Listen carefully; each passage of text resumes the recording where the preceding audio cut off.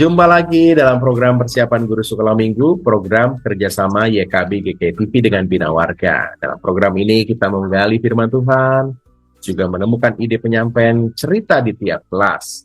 Dalam episode kali ini kita akan membahas kisah tentang Tuhan yang memanggil setiap kita untuk menjadi terang.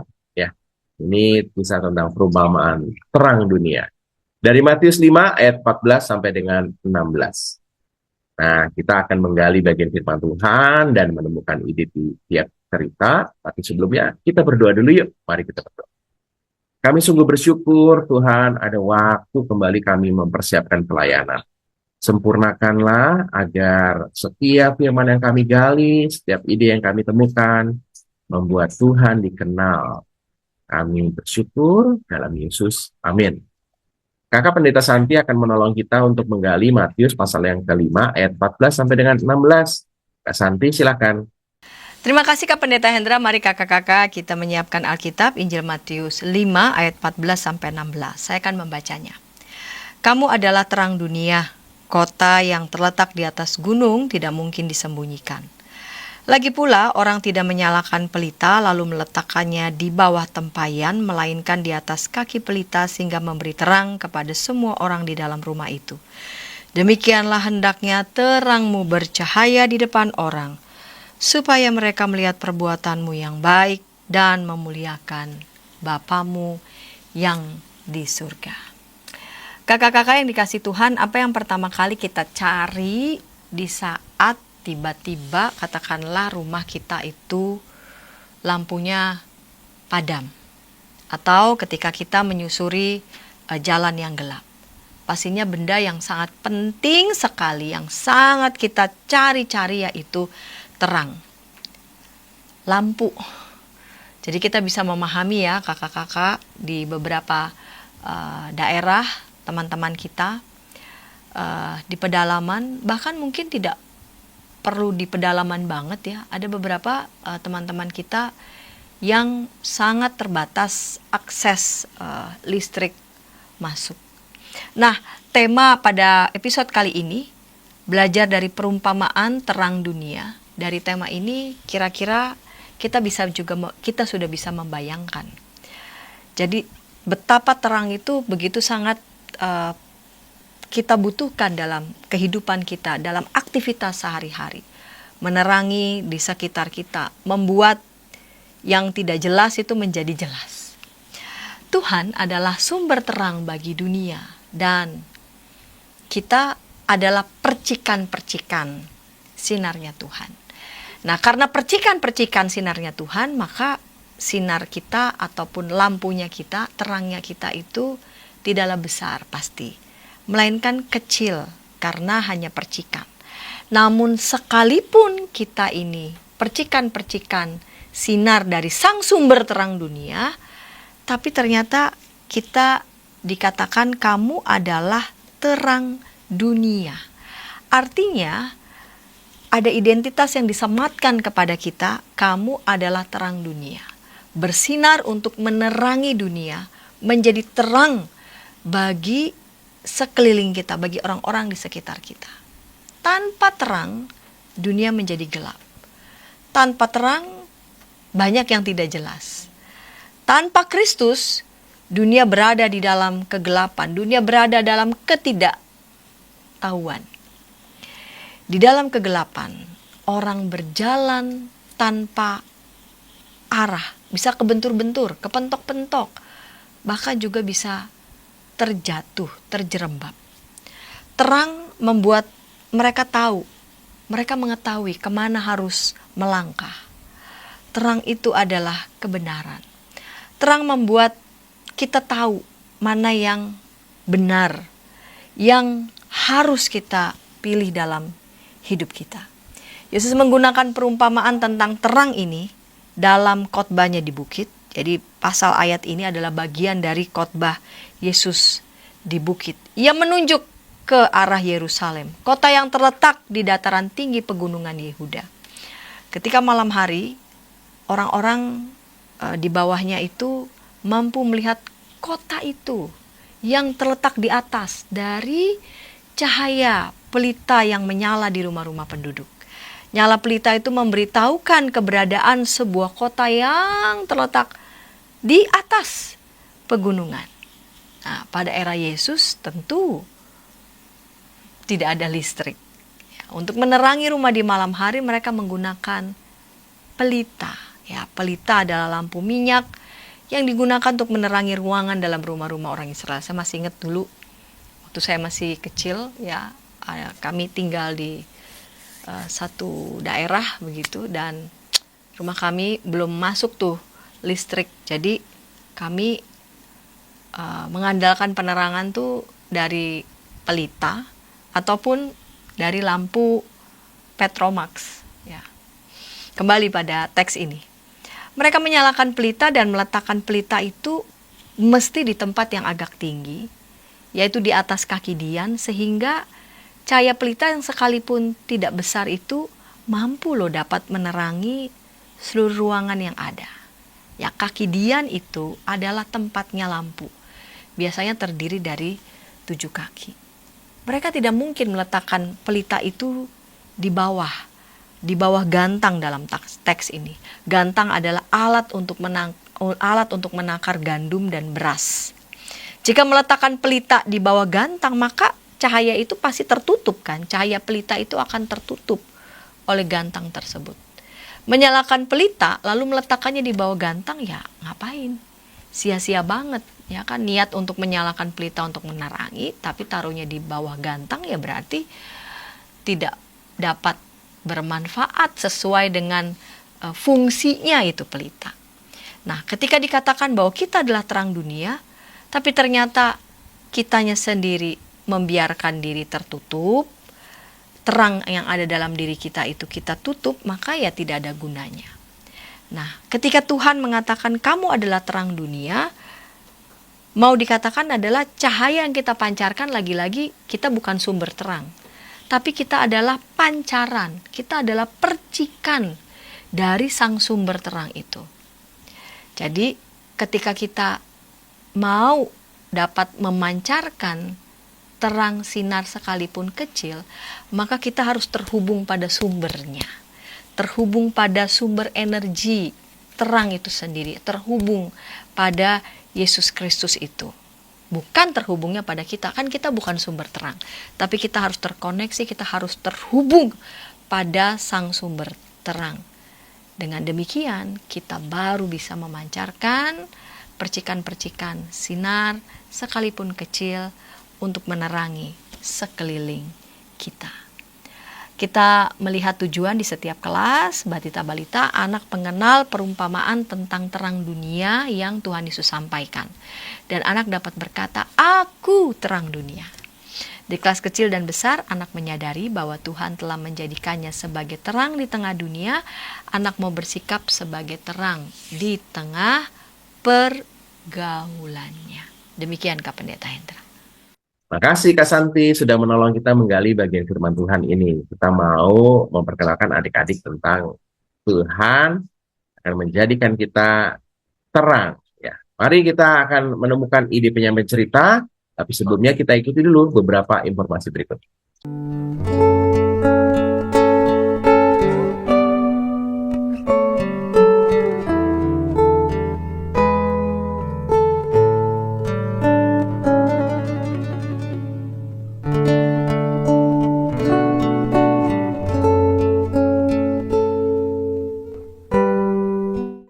Masih dalam program persiapan guru sekolah minggu, kita sedang membahas perumpamaan terang dunia, Matius 5 ayat 14-16.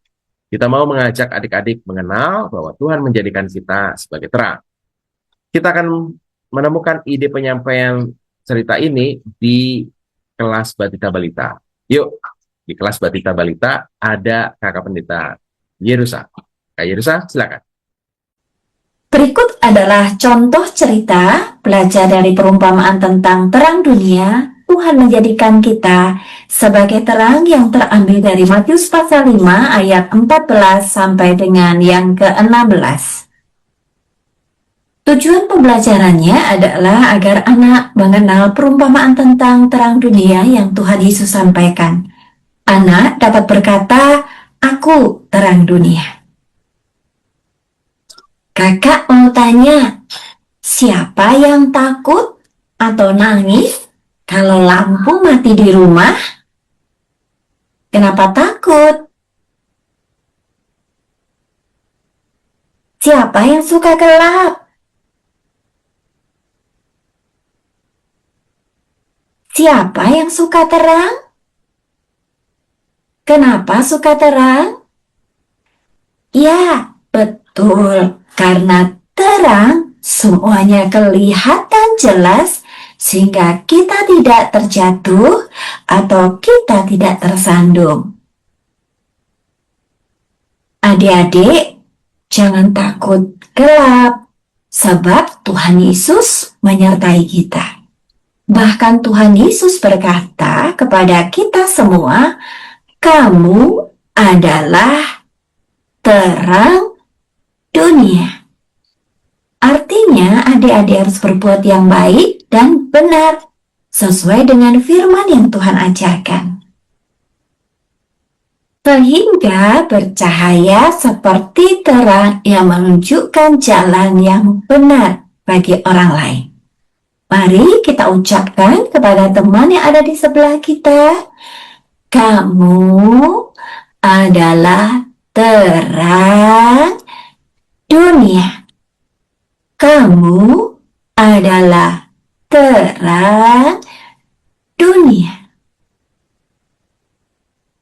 Terang yang sekecil korek api pun akan menerangi sekitar yang gelap.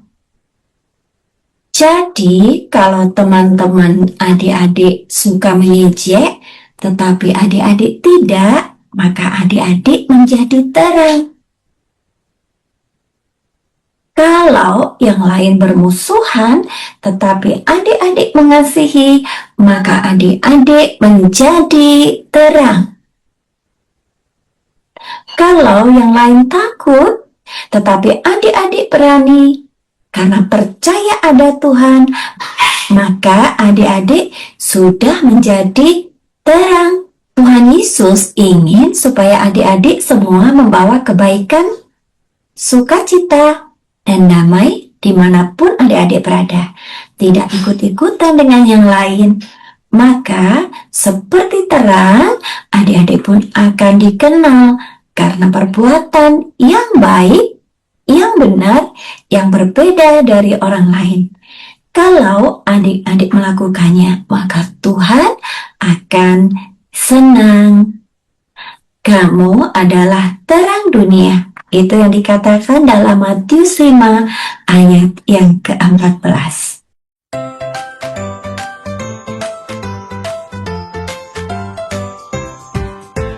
Aku anak terang, ya ya ya. Cahaya Tuhan bersinar di hatiku. Aku tersenyum, aku berbagi. Kasih-Nya membuatku bahagia. Terangku, terangku bersinar di sekolah, rumah, dan taman. Terangku, terangku menunjukkan kasih Tuhan pada teman. Terangku, terangku bersinar di sekolah, rumah, dan taman. Terangku, terangku menunjukkan kasih Tuhan pada teman. Mari adik-adik kita berdoa. Tuhan Yesus, kami mau menjadi garam dan terang dunia, seperti yang Tuhan Yesus ajarkan. Tolong kami Tuhan, dalam nama Tuhan Yesus kami berdoa. Amin. Demikian contoh cerita untuk anak balita dan batita. Semoga jadi berkat bagi kita semua. Sampai jumpa. Terima kasih Kak Yursa sudah menolong kita untuk menyampaikan ide apa di kelas Batita Balita. Yuk kita akan beranjak ke kelas lainnya, tapi sebelumnya kita ikuti dulu beberapa informasi berikut. Dari kungkungan malam gelap. Nyanyikanlah nyanyian baru setiap hari Rabu pukul 12 waktu Indonesia Barat. Dapat Anda nikmati di channel Lagu Rohani YKB TV. Masih dalam program persiapan guru sekolah minggu, kita sedang membahas perumpamaan tentang terang dunia, Matius 5 ayat 14 sampai 16. Kita sudah membahas ide penyampaian cerita di kelas Batita Balita, sekarang ke kelas kecil 1 sampai dengan 3 SD. Ada Kak Kristina. Kak Kristina, silakan. Halo kakak-kakak pelayan anak dimanapun kakak-kakak berada. Salam jumpa kembali dengan saya, Kristina Simare-Mahre. Dan semoga kakak-kakak semua dalam keadaan yang baik, juga dalam keadaan yang sehat, dan terus bersemangat untuk menjadi pelayan anak. Hari ini saya akan berbagi ide cerita untuk kelas kecil. Adapun temanya adalah Tuhan menjadikan kita sebagai terang. Dari tema ini, tujuan yang hendak dicapai adalah anak menyadari bahwa Tuhan telah menjadikannya sebagai terang di tengah dunia.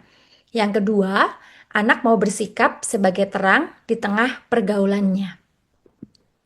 Untuk ide metode bercerita, di bagian pembukaan, kakak-kakak dapat membagikan lilin elektrik. Ya. Saat kakak hendak bercerita dan diminta untuk anak-anak juga menyalakannya. Jadi setelah dibagikan lilin elektrik, anak diminta untuk menyalakannya, dan sebelum itu usahakan bahwa ruangan sudah diatur akan gelap jika lampu dimatikan. Misalnya kalau ada jendela-jendela di kelas itu, maka ditutup dengan kantong plastik hitam atau kertas yang hitam. Dan ketika tadi lilinnya sudah dibagikan, anak diminta untuk menyalakan lilin elektrik itu, matikan lampu yang ada di kelas. Sehingga suasananya itu akan menjadi gelap dan terang karena ada lilin elektrik tersebut yang menyala tentunya. Lalu sampaikan bahwa ruangan tetap terang karena ada lilin yang menyala yang dipegang oleh anak-anak. Lalu untuk transisi ke cerita firman Tuhan, sampaikan kepada anak-anak manfaat adanya terang lilin di saat gelap. Bahwa ruangan tetap bisa terang walaupun mungkin tidak seterang ketika lampu menyala, ya. Dan anak-anak bisa tetap melihat teman yang ada di sekitarnya, melihat guru yang ada di sekitarnya. Lalu anak-anak juga tetap bisa melakukan aktivitas karena ada terang dari lilin yang menyala itu. Dan sampaikan bahwa Tuhan juga menjadikan kita sebagai terang di tengah dunia. Baru masuk kepada bagian firman Tuhan. Sampaikan bahwa Tuhan Yesus mengatakan di dalam teks Alkitab yang sudah dibaca bahwa kamu adalah terang dunia. Tuhan mengatakan itu saat Tuhan Yesus berkhotbah untuk para muridnya di sebuah bukit. Jelaskan maksudnya kepada anak-anak. Apa maksud dari perkataan Tuhan Yesus itu? Bahwa sebagai terang kita mau menunjukkan arah yang benar. Misalnya ketika kita berbicara dengan sopan, tidak mengejek orang lain, atau kita bersikap jujur, tidak mencontek, bahkan di tengah mungkin banyak teman-teman yang mencontek. Kita memberikan arah yang benar, perkataan yang benar, sikap yang benar, ya, supaya keberadaan kita bisa menjadi terang. Ketika orang menyaksikannya, mereka bisa juga mengikuti dan ada di dalam kebenaran itu. Lalu sampaikan ya, seperti terang, berarti murid-murid harus punya kebiasaan hidup yang baik. Kebiasaan hidup yang membuat orang lain ya bisa merasa senang, bahagia, bisa semangat, bisa tersenyum, bisa tertawa, dan juga yang terpenting adalah bisa melakukan apa yang benar. Lalu sampaikan juga bahwa ketika anak-anak punya kebiasaan hidup yang baik seperti suka menolong, memberi teladan yang baik, itu akan membuat Tuhan dipuji. Bayangkan sebaliknya, sebagai pengikut Tuhan Yesus, anak-anak melakukan apa yang tidak benar. Misalnya mencontek, berkata bohong, ya. Atau misalnya menjahili teman, mengejek teman, maka bisa kemudian orang memberikan komentar, loh, pengikut Kristus, anak Tuhan Yesus kok berkata tidak baik, kok berkata kasar, kok melakukan hal yang tidak benar, gitu ya. Jadi ketika menjadi terang, itu akan membuat juga Tuhan dipuji, Tuhan dimuliakan. Anak-anak Tuhan harus mencerminkan Tuhan yang penuh kasih, dengan suka memaafkan, berteman dengan siapa saja, ramah, murah senyum, atau mengucapkan kata-kata yang baik kepada orang-orang di sekitar. Dan sampaikan bagian penerapan untuk anak-anak adalah anak-anak juga bisa menjadi terang dimanapun mereka berada, baik di rumah ketika bersama dengan orang tua, bisa bersikap sopan, bisa taat terhadap orang tua, ya. Atau ketika bersama dengan saudara, bisa hidup rukun bersama dengan saudara, mau berbagi dengan saudara. Dan jadi terang itu juga bisa di sekolah. Ketika berkata sopan, berkata benar, ya, bukan sebaliknya berkata kasar atau bersikap yang tidak benar. Di tempat yang bermain, bahkan di mana saja anak-anak berada, anak-anak menjadi terang di tengah dunia, di kehidupan mereka sehari-hari. Asal adik-adik mau meniru, meneladani Tuhan Yesus yang adalah terang, yang sesungguhnya dengan tadi ya suka menolong, memaafkan, membuat orang lain memuliakan Tuhan. Dan untuk penerapan, ajak anak-anak atau adik-adik menyanyikan lagu Aku Anak Terang. Lagu ini juga sebagai bentuk komitmen mereka mau menjadi terang dimanapun mereka berada. Dan ayat emas atau ayat yang menjadi hafalan buat anak-anak adalah Matius 5 ayat 16. Demikianlah hendaknya terangmu bercahaya di depan orang, supaya mereka melihat perbuatanmu yang baik dan memuliakan Bapamu di sorga. Untuk aktivitas, adik-adik dapat diajak membuat pembatas Alkitab dengan tulisan, aku mau berbuat baik pada sesama. Ya, mengingatkan mereka bahwa Tuhan menjadikan mereka sebagai terang, maka mereka mau berbuat baik kepada sesama. Demikian kakak-kakak, ini cerita untuk kelas kecil dan semoga bisa menjadi berkat bagi kakak-kakak. Terima kasih, Tuhan Yesus memberkati. Terima kasih Kak Kristina sudah memberikan kita ide penyampaian di kelas kecil. Kita akan beranjak ke kelas besar, tapi sebelumnya kita ikuti dulu beberapa informasi berikut. Dari kungkungan malam gelap. Nyanyikanlah nyanyian baru setiap hari Rabu pukul 12 waktu Indonesia Barat. Dapat Anda nikmati di channel Lagu Rohani YKB TV. Masih dalam program persiapan guru sekolah minggu, kita sedang membahas perumpamaan terang dunia. Matius 5 ayat 14 sampai dengan 16. Kita akan menggali ide penyampaian cerita di kelas besar 4 sampai dengan 6 SD. Ada Kak Yosi. Wah, Kak Yosi pasti banyak ide bagus nih. Silakan Kak Yosi. Terima kasih Kak Santi dan Kak Indra.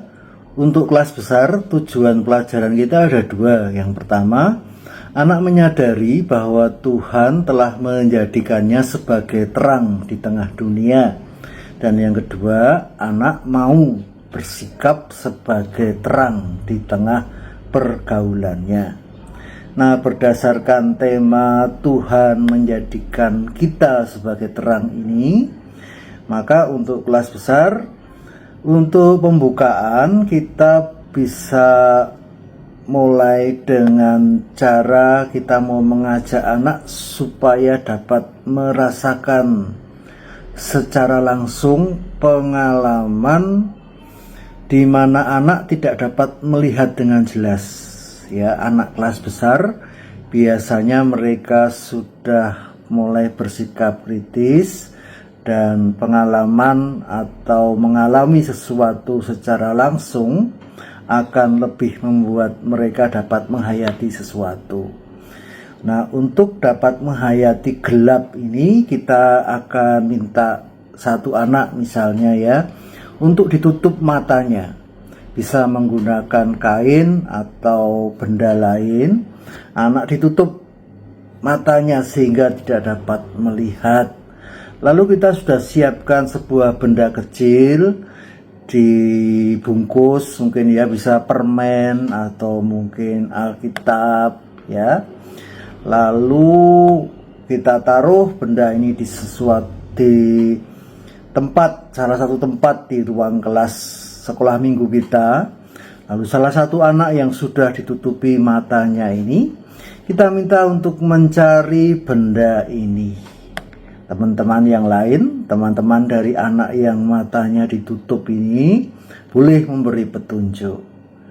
Nah, kakak sekolah minggu yang terkasih, setelah selesai mungkin bisa diulangi dengan satu atau dua anak yang lain. Tapi pada intinya kita mau mengajak anak untuk mengalami bagaimana gelap atau tidak dapat melihat itu adalah sesuatu pengalaman yang tidak menyenangkan. Bisa dengan diskusi ya, kakak-kakak ya, kita bisa tanyakan bagaimana waktu mata ditutup tidak dapat melihat, gelap ya. Lalu apa yang terjadi waktu kain itu dibuka ya, mata bisa melihat ya. Jadi poin dari pembukaan ini, kita mau mengajak anak untuk mengalami bahwa kegelapan dapat membuat kita bingung dan tersandung-sandung, tidak dapat melangkah dengan baik. Tetapi cahaya yang kita terima setelah mata dibuka atau disingkirkan dari penghalang berupa kain tadi akan membuat segala sesuatu menjadi jelas dan dapat memberi petunjuk ya. Jadi dunia ini ibarat ruang gelap dan Tuhan mau supaya kita ini membuat yang gelap itu menjadi terang dengan cara kita menjadi pemantul dari terang Tuhan. Itu pembukaan yang mau mengantar kita kepada pokok pelajaran, di mana pada pokok pelajaran ini kita akan mencoba untuk mencapai tujuan pertama, yaitu bahwa anak sadar bahwa Tuhan menjadikan mereka sebagai terang ya. Nah, tentu kita harus memberikan pemahaman juga bahwa anak menjadi terang itu sumbernya bukan dari anak tetapi dari Tuhan sendiri. Mungkin kita bisa pakai alat peraga atau kita bisa menjelaskan kira-kira itu seperti matahari dan bulan ya. Matahari itu sumber terangnya, bulan itu pemantul cahayanya, atau seperti cermin ya yang memantulkan cahaya gitu ya. Kita bisa sampaikan analogi ini dengan menanyakan kepada anak bahwa apakah bulan itu punya cahaya sendiri? Gitu. Jawabannya tentu tidak ya, karena bulan itu memantulkan cahayanya dari matahari. Kalau di ayat 14 dari bacaan kita pada hari ini itu ada tertulis di sana, kamu adalah terang dunia. Jadi kamu adalah terang dunia, sama seperti bulan itu bersinar bukan karena dia punya sumber terang. Nah, kita pun adalah terang dunia karena sudah ada Tuhan Yesus yang bersinar kepada kita. Mungkin kita bisa pakai alat peraga senter misalnya ya. Nah, senter ini bersinar karena apa? Karena ada baterai. Nah, dari ada sumber terang itu yang membuat senter bisa bercahaya.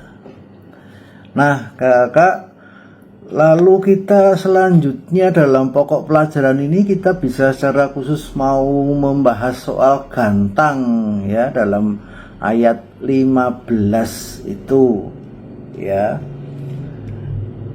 Lilin bisa kita pakai sebagai peraga misalnya ya.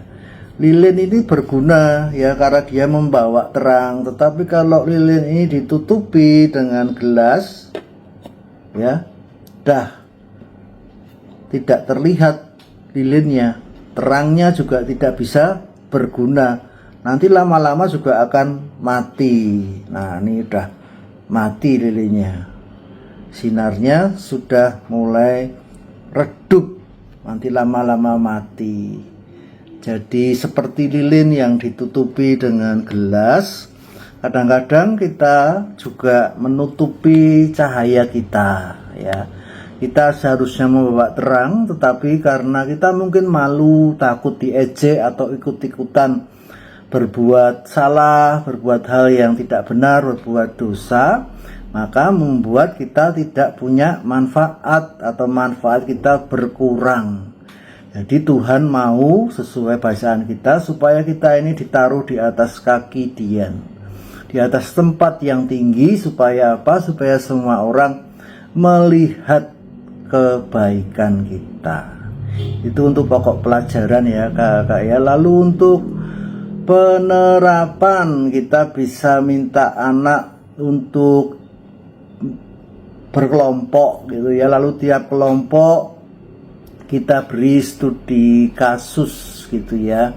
Misalnya kasus yang pertama, kalau ada teman sekelas yang diejek atau dibully ya, mungkin karena sepatunya jelek atau mungkin karena datang terlambat ke sekolah. Nah, coba kepada anak-anak, apa tanggapan kalian ya, respon yang gelap dan respon yang terang. Nah, tiap kelompok diminta untuk mendiskusikan. Kalau respon gelap berarti apa? Kita ikut ejek ya, kita ikut tertawa, kita bahkan mungkin ikut membuli ya, itu respon anak-anak gelap. Tapi kalau respon terang, di mana anak itu menjadi pembawa terang, maka apa? Menghibur temannya, membelikan sepatu yang lebih bagus, atau tidak membuli begitu ya, atau memarahi dan menegur teman-teman yang membuli gitu. Lalu bisa kita lanjutkan dengan kasus-kasus yang lain. Misalnya apa? Misalnya kalau ada teman yang mengajak berbohong, tidak usah ke sekolah minggu, yuk kita sama orang tua sudah diantar, tapi kita pergi aja ya, kita main game online misalnya gitu. Responnya apa? Respon gelap atau tanggapan yang gelap, ya udah kita yuk ikut berbohong aja gitu. Tapi kalau respon terang, kita menolak ya, kita ini harus jadi anak yang jujur. Kalau hari Minggu ya diminta orang tua sekolah minggu, kita tetap sekolah minggu. Jadi melalui penerapan ini kakak-kakak, kita hendak menegaskan pesan kunci dari tujuan pelajaran pada hari ini ya. Apa? Yaitu bahwa terang itu pemberian Tuhan. Terang itu harus tampak, dan terang itu berarti membawa kebaikan bagi orang lain. Jadi anak mau bersikap sebagai terang, anak mau menjadi berkat dipakai Tuhan, memantulkan terang Tuhan. Nah itu Kak Santi, Kak Indra, dan kakak-kakak, beberapa hal yang dapat saya usulkan pada kesempatan kali ini. Semoga bermanfaat, berguna, selamat mengajar, Tuhan memberkati kita semua. Makasih Kak Yosi sudah menolong kita menemukan ide di kelas besar. Sudah semua deh. Silakan kakak-kakak dikelola, disesuaikan dengan konteks kakak-kakak masing-masing. Yang terpenting Tuhan dikenal oleh adik-adik sebagai Tuhan yang mau menjadikan kita sebagai terang. Kita berdoa yuk, kita tutup bagian ini. Mari kita berdoa. Bersyukur ada kesempatan kami mempersiapkan pelayanan. Kiranya Tuhan dikenal dalam pelayanan kakak-kakak yang akan menyampaikan cerita tentang perumpamaan terang dunia ini. Terima kasih Tuhan. Kami bersyukur dalam Yesus. Amin. Sampai ketemu minggu depan. Tuhan Yesus berkati.